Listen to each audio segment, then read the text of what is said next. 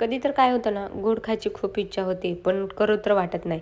मग आज गॅस न पेटवता फक्त 5 मिनिटात तयार करणार आहे घरच्या घरी पेढे.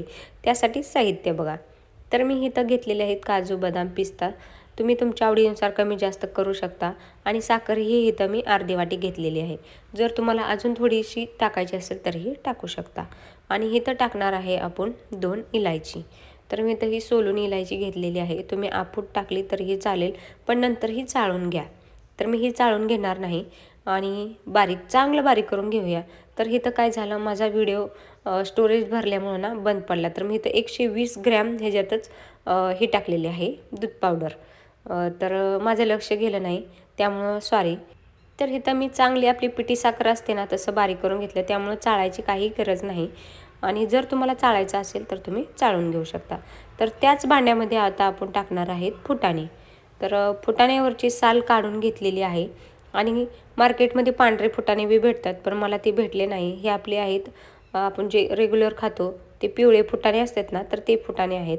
तुम्हाला कलरही दिसत असेल. तर ह्याच्याऐवजी तुम्हाला फुटाण्याच्या ऐवजी तुम्ही डाळे पण टाकू शकता किंवा मग काजू, बदाम चांगलं मिक्सरवरती बारीक करून त्याचे पेढे पण बनवू शकता. तर इथं मी चांगलं बारीक करून घेतलेलं आहे.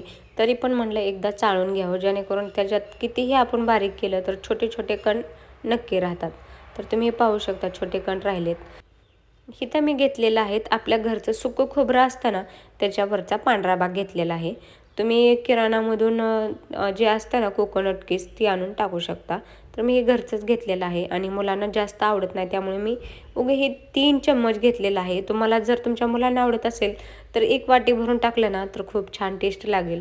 पण कसं आहे ना, मुलांना आवडत नाही, त्यामुळं मग मी इथं टाकलेलं नाही जास्त, थोडंसं टाकलेलं आहे. तर हे चांगलं मिक्स करून घेऊया. आणि सगळ्यात महत्त्वाचं म्हणजे मुलं खात असतील तर केलं ना तर खूप छान वाटतं. पण मुलं खात नसल्यानंतर मग काय होतं, मोठी खातात आणि मुलं तशीच राहतात. तर माझ्या दोन्हीही मुलांना अजिबात नारळ आवडत नाही. नारळाची वडी करू द्या, काहीही करू द्या, ते अजिबात खात नाहीत.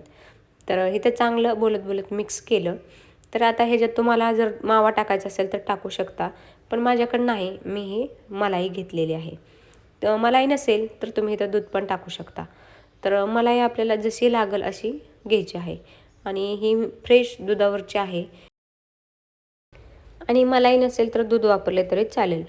पण कधीही दूध किंवा मलाई टाकताना जशी लागेल अशी आपण ह्याच्यात मिक्स करणार आहे. कारण की जास्त पडल्यानंतर ना की ते सैलसर होतं आणि जर तुमच्याकडून थोडंसं जास्त पडलं तर तुम्ही इथं नंतर आपले फुटाणे आहेत ते बारीक करून चांगले चाळून ह्याच्यात घालू शकता. तर जसे लागेल अशी आपण इथं मलाई टाकून घेणार आहे.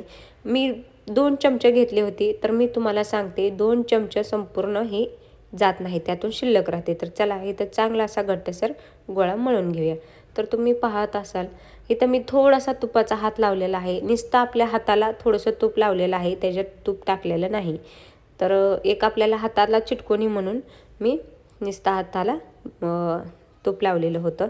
तर तुम्हाला जर ह्याचं फ्रीजमध्ये ठेवून तुम्हाला जर वेगळी कटिंग करायची असेल, जसं आपण वेगळे कटिंग शेप तुम्हाला द्यायचा असेल तर मस्तपैकी रॅप करून तुम्ही ह्याला फ्रीजमध्ये ठेवू शकता एक 10-15 मिनटासाठी. तर मी इथं पेढे तयार करणार आहे, त्यामुळे मी इथं लगेच घेतलेलं आहे. तर तुम्ही पाहू शकता मी असे छोटे छोटे पेढे तयार करणार आहे. तर इथं मी काजू, बदाम आणि पिस्ता लावलेला आहे. तुम्ही तुमच्या आवडीनुसार करू शकता. तर इथं ना आपण कोकोनटचा जो किस मिळतो ना, त्याने जर कोटिंग केलं ना तर एकदम छान दिसतात. पण जे मुलांना आवडत नाही ते मी करणार नाही, कारण की मुलं खात नाहीत. त्यामुळे मी इथं कोटिंग वगैरे काही करणार नाही. असं साधं सिंपल पेढे ठेवलेले आहेत. तुमच्या मुलांना आवडत असेल तर तुम्ही नक्की आवर्जून टाका. तर तुम्हाला बोलत बोलत पहा मी इथं काजू, बदाम, पिस्ता लावून घेतलेला आहे आणि हे पेढे ना आपण एक 10 ते 15 मिनटं फ्रीजमध्ये ठेवणार आहे. थंड झाल्यानंतर ना खूप छान लागतात. तर इथं दूध किंवा तुम्हाला दूध वापरायचे असेल तर गरम दूध नाही वापरायचं, थंडच दूध वापरायचं आहे. आणि मलाई तर आपण काय ते फ्रीजमध्ये ठेवलेले असते, त्यामुळे ती थंडच असते. तर एकदा कमेंट करून नक्की सांगा कसे झालेत पेढे आणि तेही घरच्या साहित्यात.